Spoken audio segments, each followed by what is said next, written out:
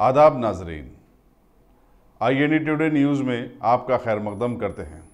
आइए देखते हैं ये तफसीलात।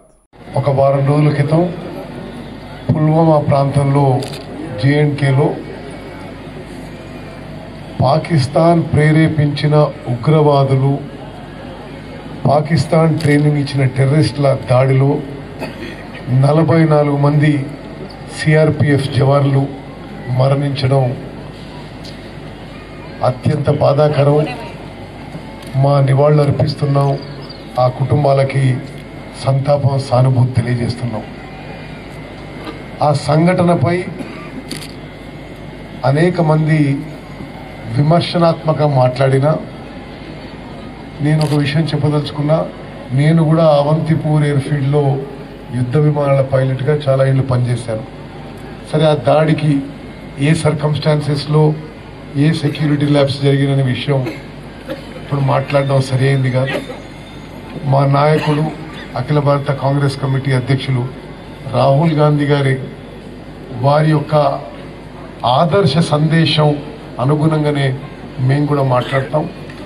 మొత్తం భారతదేశం ముక్త కంఠంతో రాజకీయాలకు అతీతంగా దాడిని ఖండిస్తూ చనిపోయిన వీర జవాన్ల ఆత్మకు శాంతి కలగాలని, వారి కుటుంబాలకి సానుభూతి సహకారంతో ముందుకు పోదామని, తప్పనిసరిగా అదేవిధంగా కేంద్ర ప్రభుత్వం ఈ సంఘటనపై ఏ చర్యలు తీసుకున్నా భారతీయులందరూ కూడా ఏకంగా ముందుకు పోదామని చెప్పి రాహుల్ గాంధీ గారు ఇచ్చిన సందేశానికి మేము కూడా కట్టుబడి ఉన్నాం.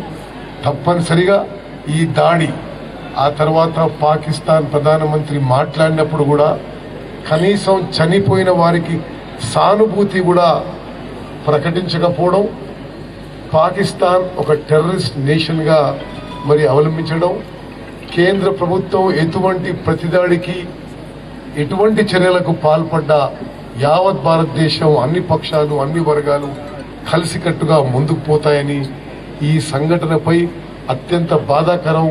ఈ భారతదేశం యొక్క సమైక్యత సమగ్రత మీద ఎవరైతే ఈ విదేశాల నుంచి ఉగ్రవాదులు దాడి చేర్చుకున్నారో వాళ్ళందరినీ తిప్పికొట్టడానికి దేశం సమైక్యంగా సమగ్రతగా దేశం ఈ మొత్తం ఈ సిచ్యువేషన్ లో ఏకంగా ఉంటుందని చెప్పి మనం చేస్తూ మా బాధ, మా సంతాపం, మా సానుభూతి తెలియజేస్తూ ముగించుకుంటాను. జై హింద్, జై కాంగ్రెస్.